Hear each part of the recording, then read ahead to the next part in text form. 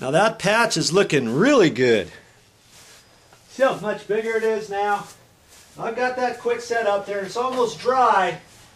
And what I'm going to do is any little high spots, again, I'm going to use this and run over it. Okay, and because I've got my light on, there I see a few spots where it's a little low and maybe a couple lines in it. Not real deep lines, but enough to maybe make a difference if I put the all-purpose joint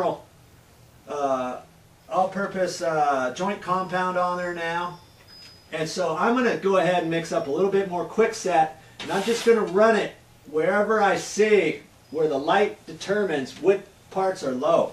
You know, I want to do a good job with this, and it's only going to take me a little bit longer to do this last step before I float out this entire area with all-purpose joint compound, okay? So that's what I do. Most professionals would probably just float right over this right now with regular joint compound, topping compound or whatever. But because I'm not a professional and neither are you,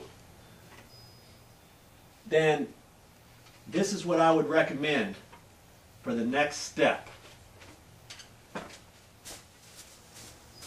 Okay, I've mixed up a little bit more quickset, and I'm just going to fill it in where the low spots are.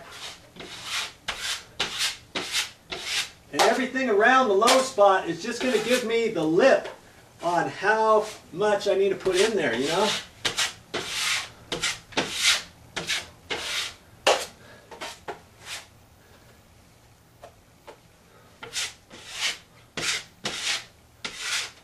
That's why it's kind of good to have the light on so you can see up here.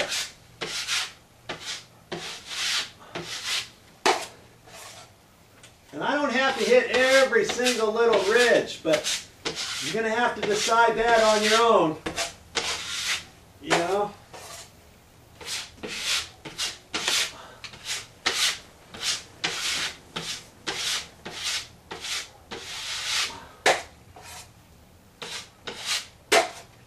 Okay, so I'm going to keep working on this ceiling. It's only going to take you, you know, a few minutes to do that. You can do it. Keep it going. Okay, I got that last bit of quickset put up in the low voids.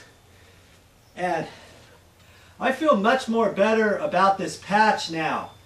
So what I wanted to tell you, if you feel that you need to do a little bit more work on the patch before you get to the next step, do it. Because I didn't want to have to think later, oh, I wish I would have put a little bit more on. I wish I would have done this. I wish I would have done that. It only took me a few more minutes to do what I just did, and I feel more happy about how the patch is going to come out. And if that's how I feel about it, then that's what I want to portray, okay? I want you to feel that you did everything possible on your patch, all right? And even if something happens where you have to decide, I should have done something different, you can do that on the next patch. Just go with your instinct and your gut on each patch, and you'll be fine. You see that big pile of quickset? Hey, every time I clean out my pan, I got to put it somewhere. So I just kind of stack it up here, and then it dries hard as a rock. Look at this. Okay? Now I throw that away, and that's just how quickset works. There's no way you're ever going to get exactly the right amount in your bucket at any time. So, you know, you got to end up throwing some of it away. I'd rather do that and get the job done than spend too long on it. You know what I mean? That's fine. I'll throw it away. Man, I'm really glad I got a whole bag of quickset, because remember I said I was only going to use a little bit. Well, I've used about a half a bag of this.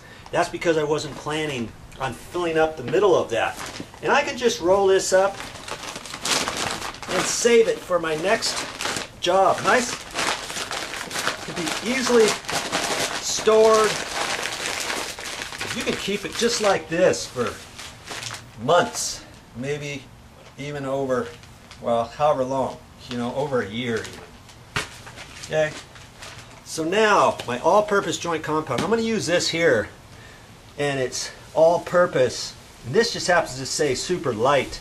Some of the other ones just say all-purpose joint compound, and I generally use that because if I'm going to go over tape, I can use it for tape or topping. They also have some stuff called topping, which is just the top coat, or taping, which is just used for the taping of your paper tape or webbing tape, whatever. Okay, you can get this. I chose to get this much. This was only like a little over $8, and 1 gallon was $5.50, I think it was. And I thought maybe I'd only need a gallon, but you know, if I bought 2 of those, that's more than buying 3 gallons of this right here. I think this was 3.5 gallons. This is way cheaper, and I can just keep it in this container. It's in a plastic bag here, and I can just dig some of it out and put in my pan.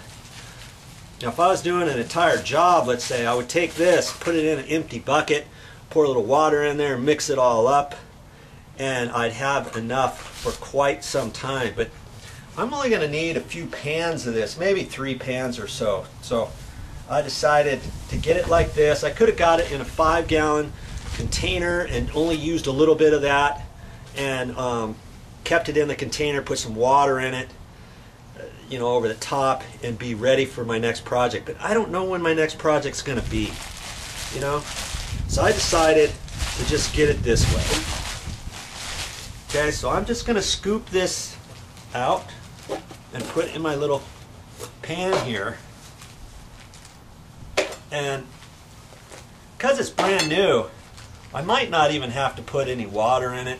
I mean, if you did have to put a little bit of water, I'd only put a touch of water in this. Because see, this is already wet, and it's all pretty much ready to go on the wall or your ceiling. And this consistency is really good. Okay? I don't think I'm going to put any water in this. Now, if I was saving this, and if this was 2 or 3 months old and it was a lot stiffer than that, I would take this and I'd pour a little bit of water in there and just mix it around back and forth like that, you know,